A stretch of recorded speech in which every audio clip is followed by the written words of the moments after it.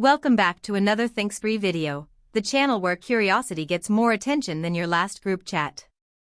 Today, we're tackling a topic that's quiet, creeping, and kind of depressing, but hey, don't worry, we'll make it oddly fun. We're talking about loneliness. Yep, that thing you feel after binge-watching 4 seasons of a show alone on a Friday night, wondering if your microwave beep is the closest thing to conversation you've had in days. But seriously, something strange is happening. Despite being more digitally connected than ever before, people are reporting higher levels of loneliness than any other time in modern history. We've got smartphones, social media, video calls, online dating, voice notes, emoji reactions, and yet, more of us feel isolated. It's like we've invented a million ways to say hi, and somehow forgotten how to actually feel close.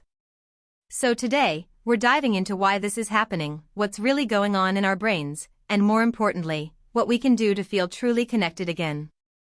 And hey, while you're looking for connection, try clicking that subscribe button.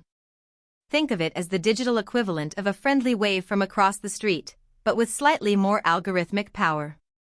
Alright, let's get into it. First off, let's talk about the problem. Why is everyone getting lonelier? Well, it's a perfect storm of societal shifts, psychological patterns, and a few sneaky dopamine loops baked into our devices like invisible little gremlins. But we'll get there. One major factor is how we live. In many countries, especially in the West, traditional community structures are dissolving. Families are more spread out, people move for work more often, and multi-generational homes are increasingly rare. Add to that longer work hours, commuting, and the rise of remote jobs, and what you get is a lot of people sitting alone at home, ordering takeout, and talking to their pets like their coworkers. Meanwhile, technology, as miraculous as it is, often gives us the illusion of connection, without the depth. Scrolling through Instagram feels social, but it's not interaction. It's consumption. Liking your friend's vacation photo doesn't replace a face-to-face conversation over coffee. And reacting with a fire emoji to someone's story? Not quite the same as making eye contact while laughing at a bad joke together. Now enter the dopamine loop. Every time you get a like, a reply, or a new follower, your brain gets a tiny hit of dopamine, the reward chemical. It feels good. But it's short-lived. So you go back for more. Scroll, click, refresh. It's like your brain becomes a slot machine, and you're pulling the lever over and over, hoping for a social jackpot. This kind of interaction is quick, shallow, and often driven more by validation than by connection. Over time, your brain starts to associate relationships with metrics, likes, views, engagement, rather than warmth, trust, and presence. Meanwhile, real-life connections require effort. They involve awkward pauses, scheduling, vulnerability, patience. You can't swipe away a weird moment in a real conversation. And increasingly, people are choosing convenience over discomfort, choosing text over talk, scrolling over showing up. And over time, that trade-off starts to erode the deeper bonds we need to feel truly human. Now let's sprinkle in some lifestyle factors. Sleep deprivation, poor diet, lack of exercise, all of these can amplify feelings of depression and disconnection. And when you're tired, mentally foggy, or emotionally drained, you're less likely to reach out, less likely to engage, and more likely to isolate. And then there's this weird paradox: the more disconnected we feel, the harder it becomes to reconnect. Social anxiety rises. We second-guess ourselves.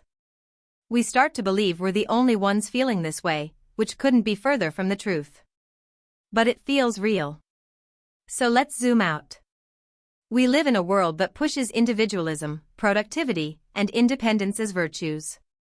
And that's not necessarily bad, until it comes at the cost of community.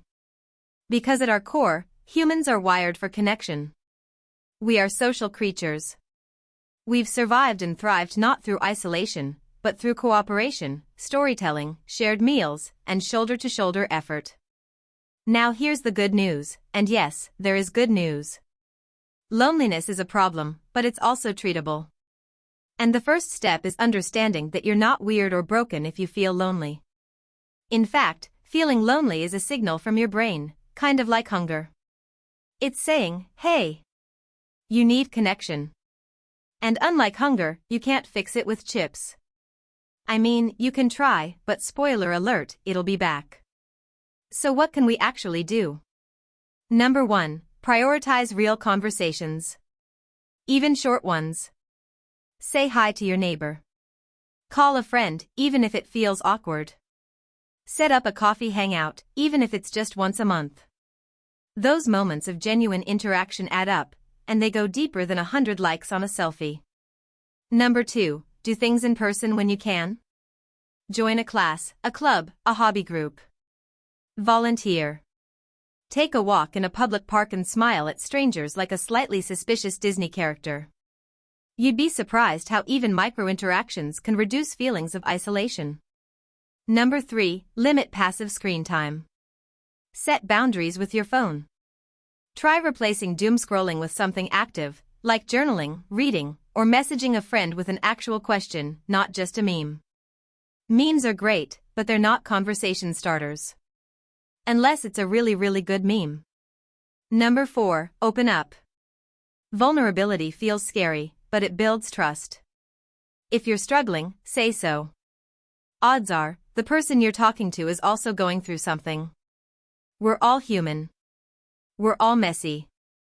And connection starts when we stop pretending we're not. And finally, number 5, check in with yourself. Sometimes loneliness is tied to bigger mental health issues like depression or anxiety. There's no shame in that. Therapy, counseling, support groups, these are all tools that exist for a reason. You don't have to carry it alone. And no, your group chat doesn't count as therapy. Unless your therapist is named Chad and only texts and GIFs. In which case, good luck. Let's be honest, it's not about being around people all the time.